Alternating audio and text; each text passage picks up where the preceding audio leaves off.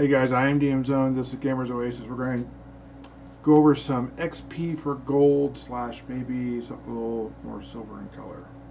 Hey, alright guys, welcome back. I'm going to talk real quickly about a concept that I heard in a different video. It's kind of a response video for that actual video I watched. Saying video too many times. The video was made by Daniel at Bandit Keep. I'll go ahead and put a link down in the below so you can see it, or you can go watch the video itself. There are a couple things that he equates.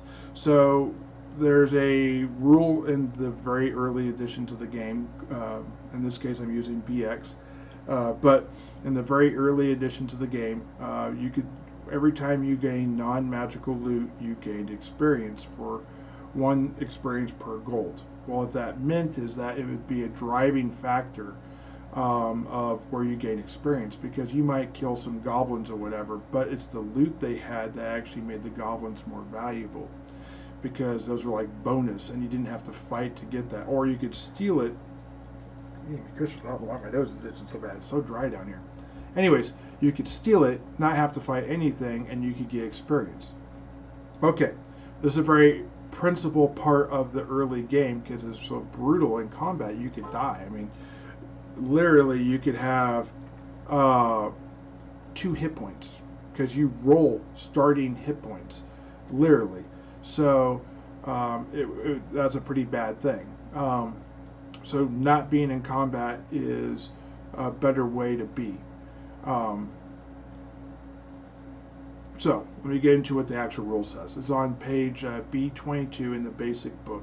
It's not in the expert book. It's already in basic. You don't need to have this rule redundant through all the other series. I'm sure there's probably a later version in one of the Champion, Mortal, Masters, or Immortal set, which is in the Big Me set. And if it's in first edition AD&D, it would have a different ruling there too. And I remember something about magic items ended up having an XP value that you basically, by learning the magic item, you learned or you gained experience points. And it would be given to basically whoever attunes to that weapon, essentially. But we're getting off into other editions. Let's just stick with the basic expert or the BX Mulve version. Alright, so let's get into this. Here's what the rule says in B22. It says, the title is gaining experience points. When a venture is over, the DM gives experience points to the surviving characters. Experience points, abbreviated XP, as EP stands for Electrum Piece. So it's trying to tell you that we understand EP be a great way to represent or do an abbreviation for experience points, but you'd run into confusion because there are different types of currency out there, which this is important, the different types of currency. Okay, so stands for election pieces, blah blah blah, are given to non-magical treasure and stands, and for defeating monsters. Okay, so you get experience points for defeating monsters and finding non-magical treasures. Those are the 2 basic ways. They didn't have roleplay experience points back then. You could do that if you want. They didn't have chapter or milestone, or you get so much XP because you showed up to the game session type stuff. This is all later edition stuff. You could still do this if you wanted, and this would be less of a point if you reduced how much gold you gave in the module. Alright. Or in your campaign if you're writing your own one. But the way they say it is for 1 gold of non-magical treasure the characters recover, the DM should give 1 XP to the party. This will be divided among all the characters, assumedly evenly. So, if you find, but we'll get into that in a minute. Alright. Experience points are not given for magical items. So, for example, a potion of healing. The characters will divide the treasures amongst themselves, but the DM handles all the experience. Okay, so what they're saying is that the person who gets the treasure or the item does not necessarily going to be the one who gets the experience points for that. The experience point is given out separate, and then you get the item itself. Okay, so the example they give is a treasure worth 750 SP or silver piece, a rug worth 100 GP or gold piece, 3 gems worth 100 GP each, and a potion of healing. That would be worth a total XP of 475. And how they get the 475 is 750 SP turns into 75 GP, and you have that plus 100 for the rug and 300 for the 3 gems, total of 3 gems, and you get nothing for the potion of healing. So that's 475 gold worth of items you find besides the potion of healing. Now here's the problem. I don't know what a potion is necessarily in BX off the top of my head, but in later editions it's not very much, like 250 gold.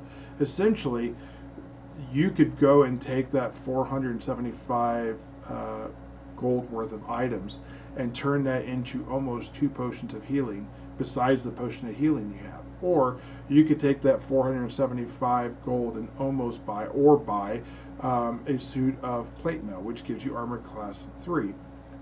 Shield gives you armor class 2, and basically that's your set. At that point in time, that is the best armor you're going to get until you really start getting in higher level stuff and you run into like magic armors and that type of stuff, or rings or stuff that gives you like brings of protection and all that type of stuff. So that's a very large amount of money that is introduced into the game. So my thought is, okay, if you're going to introduce at first level 475 gold worth of items into the party probably has a party of 3 people probably has 150 gold worth of items starting with. Literally, you could triple, each person could double the amount that they started with from the first game session. And that to me is a bit of a problem. That is way too fast of growth, too much income. Eventually you're going to have people riding Macedons, wearing plate mail with tower shields and lances, and they're going to be doing all this crazy stuff because they have nothing else to do with their money. Or they're going to be buying a fiefdom because they literally have that kind of money. And I don't know why it's so dry down here right now. Anyways, so Daniel's thought was we need to tone that back, turn that back a little bit, turn it into a silver piece value, and reduce all treasure they find inside modules or campaigns or whatever by basically 10%. Still leave the magic items where you find them, leave it a magic rich environment, but you know, you don't necessarily need them as often either. And maybe you would change the value of your magic items if you're leaving a lot of magic items to be found. He also suggests in other videos that you have way more scrolls than people generally do, because especially back in BX, it's very important that you have these scrolls because you can only know so many spells or keep so many spells in your book. But the reason why you have extra spell abilities is because of the scrolls you carry. So, different video, won't get into that right now. A little bit off track. Let me go ahead and talk real quickly about the different classes. So, well, first, before I get into classes, let me go ahead and talk about something else he talked about. He didn't know necessarily who to attribute this to, and I think that's because it was basically played by a lot of people. There's a lot of ways nowadays to get experience or whatnot. There's the milestone, there's chapter, there's bonus XP for like role play, for showing up on time. Some people gave a bonus experience for mapping or for being the caller or doing clutch things or getting really lucky with the dice or really playing your character well. I've seen and I've used a lot of these type of methods. One of the ones I like the most, because I think it sets the pacing right, is 1 level for every 4 levels. It doesn't matter if you're first level, 4 game sessions later you'll be second level, and it doesn't matter if you're 19th level, 4 game sessions later you're going to be 20th level. Now, an average game session is about 3 hours long, I found in my age, so that gives you an idea. About every 12 hours of playing you develop a level of character, and I think that's a good pace. That also means that in 60 game sessions you get 20th level no, excuse me, in a, well, I can't do math, 80 game sessions, you'll get 20th level, which is over a year, and I think that puts it in the right scale for a lot of people trying to go first to 20th.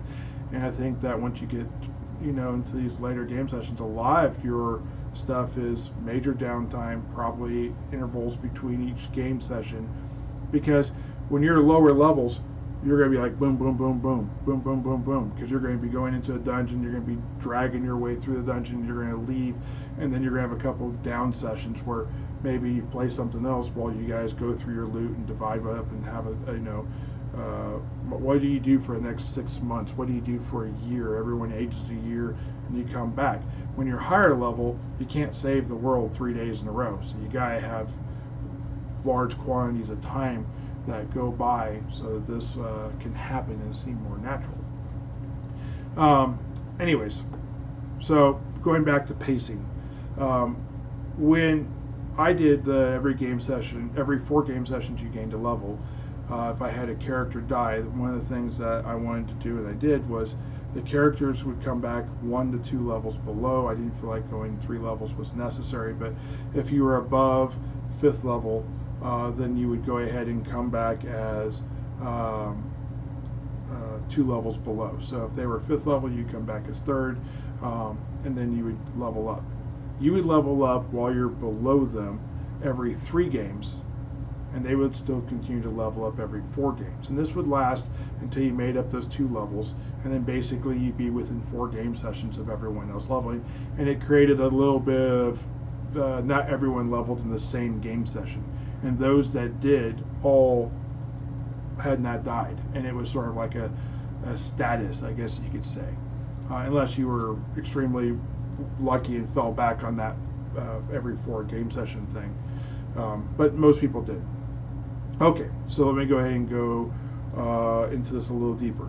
So if you're doing that and you're having to get 2,000 experience points, and we'll say 60 to 70% of it is coming from gold, that means that in the first 4 game sessions, you would have 1,200 to 1,400 gold. That's a lot of gold. You're buying a Mastodon before your 2nd level if you don't have anything else to do. You could be a wizard riding around on an 8-legged lizard because it costs 500 gold, and then all the armor you wanted and the little howdah on top with like a little window port so you can cast spells through it and stand protected while the melee goes out and does their thing, while you gain experience and eventually level until you can actually be a powerful magic user. That happens so quickly, it's ridiculous. So I was like, okay, I like this idea, let me look into it deeper, let me do my portion. So let me go ahead and show you some of the stuff I got here. So this here is the basic character classes. You can see that there are clerics, there are fighters, there are magic users, there are thieves, and there are 3 demi-humans, the dwarf, the elf, and the halfling. Back then, demi-humans actually had their own class. Dwarves were fighters, elves could be fighters, or they could be magic users, and only humans, which are not a demi-human, could be clerics. But we're getting into the weeds a little bit in this, but I want you to kind of understand this as I go through this. Now, I didn't pull the basic like class and whatnot because I felt like that was a little redundant, and that's a different video. I have them, but they're not necessarily need to be here. So you can see here in the bottom left side of this page, you can see how quickly people level up. Over here we have the halfling one. You can see how this is going to be in alphabetical order. You can see how quickly they level up, and you can see some of their gear and that type of stuff. Here we have the dwarf, and you can see how quickly it levels up and how maybe its resistance to magic and all that is so much more advanced than everyone else. You also see the elf. There's very little that is needed to be said here because even though it's a full class, the actual class details are in a different page. So you got the fighter here where he talks about all the stuff fighter does. And you'll see in the halfling section saying that you can't use the lance because it's too weak, but they can use the spear to do the brace for it, charge. Alright, so you can see there I got the thief. Now I wanted to go ahead and show level caps, and I wanted to show XP totals. So you can see here that the dwarfs total out at 660,000 experience. The elves, who have a much quicker initial cost, it's really hard to level an elf at the beginning, but they have a very low 600,000 experience to level up. The halfling levels up like a fighter, but it stops at 120,000 experience.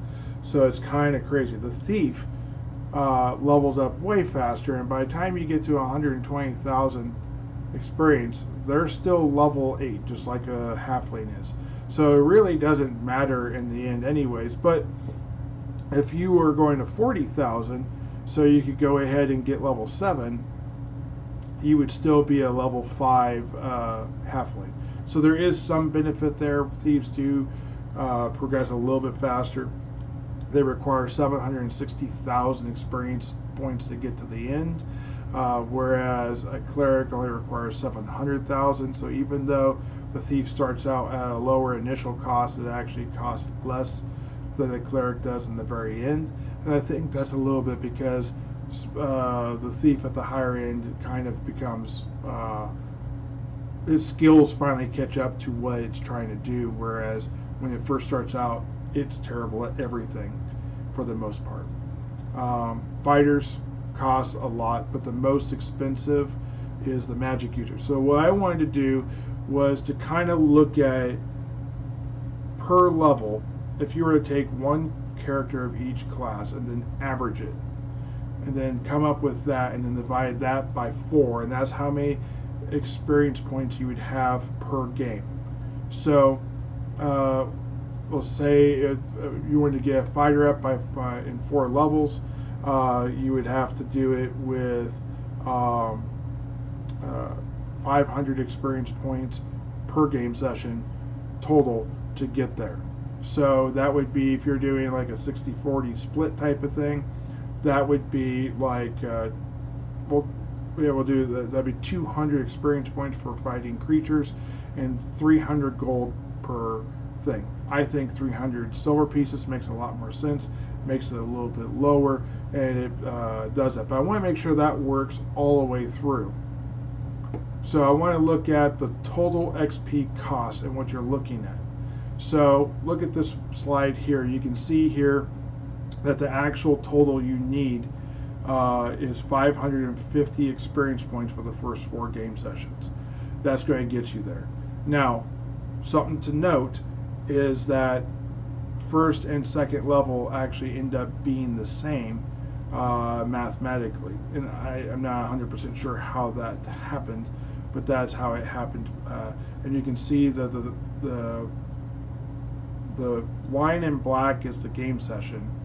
The line above it is how much XP is given in that level or that game session, and then the one in the bottom is going to be how much the total XP is. So you start out with 550. That means you have 550 starting. You get 550 again. That means that your total for the second game session is 1100, then 1650, and then 2200, meaning that basically most classes go ahead and level by the end of the 4th game. The cleric does, the dwarf does, the elf does not, the fire does, the halfling does, the magic user does not, and the thief actually levels in the 3rd game session. In the 5th game session, though, a magic user who's supposed to level slower than everyone else actually will level. And you have to go all the way out to, I think, like game session 8 before the elf gets there. So I went ahead, look at this chart here. You can see here how that works. The cleric and the thief both get it in 3 levels. The magic user gets it in 5 levels, and the elf gets it in 8 levels. Now, if you go out to let's go out to 7th or 8th level. That's where the halfling would stop. The halfling makes max halfling level when he becomes a sheriff at level 28 or in 28 game sessions, which is less than half a year. It's pretty doggone quick. A magic user makes 8th level in 29 game sessions, but has to continue to be able to advance more. The thief makes 8th level in 25 game sessions, The fighter makes it in 28, just like the halfling does, like I said earlier. The elf makes 8th level in 33 game sessions. The dwarf makes it in 29, and the cleric makes it in 26. So you can see how that progresses. If you go all the way out to the max capstone of each one of the classes, cleric makes 14th level in 47 game sessions. The fighter makes it in 51. The magic user makes it in 58. The thief makes it in 49. And then at the different demi-human caps, you have 45 for dwarf, 43 for an elf, and 28 for the halfling. What's interesting is, even though the elf takes so long to get the second level, 8 game sessions, it makes its max level of 10th level in 43, which is the second fastest rate to max level. The slowest class is the moderate slow, and it keeps that slow pace all the way, and that's 58 levels for a magic user. And many people say that magic user is the most powerful class in the game. So if you're giving out 30,000 experience points, pumping this out, and you can see I go all the way out to 65 game sessions where you're earning 35,000 experience again. Let's just bring it back to that 60-40, so you have 1,000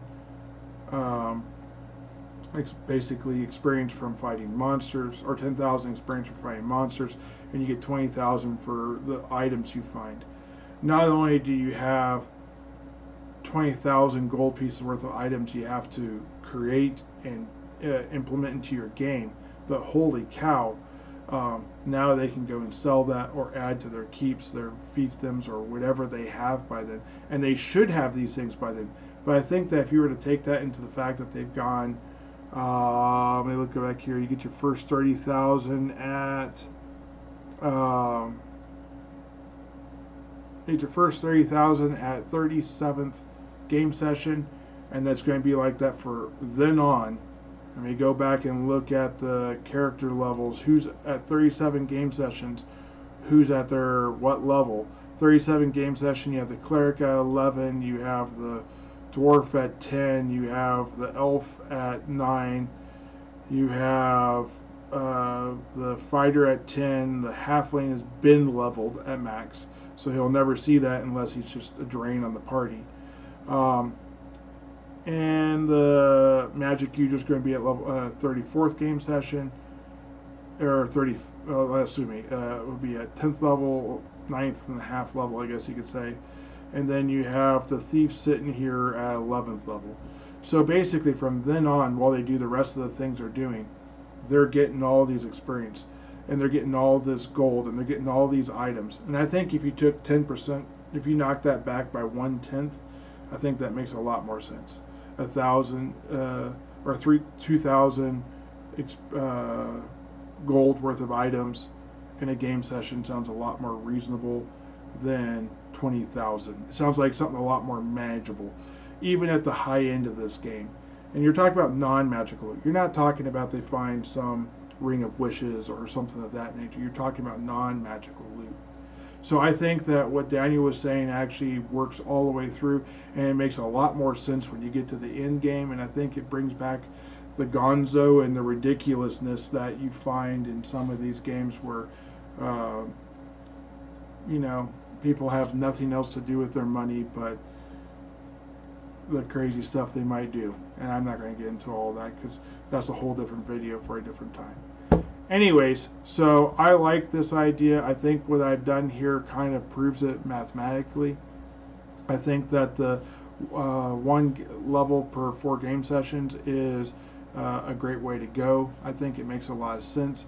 I don't think that you need to do the straight across the board you level every 4 game sessions, but I think that you could do the gold being 2/3 the cost or whatever, 3/4 the cost of the XP that is gained, and then drop that back to silver pieces, and I think that would be good. So if I was to do a DM facing thing where you don't even know your XP total, and I know that in 4 game sessions you're going to gain 2,200 experience, regardless of what you do, because I want you to level in 4 game sessions. Then all I need to do is come up with the fact that I want you to get 3/4 of that or 60% of that in non-magical loot.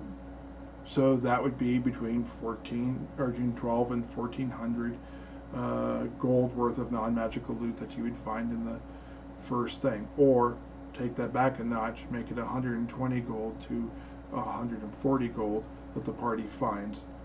And then they can go out and do the things they want to do, and it's not going to be a huge difference. And if you find things that you don't need, like extra potions or antidotes or stuff like that, or an extra suit of armor that no one can wear, then you can sell it and get more gold. That won't go towards the XP you get, but you'll have more gold. Everyone finds more gold of stuff.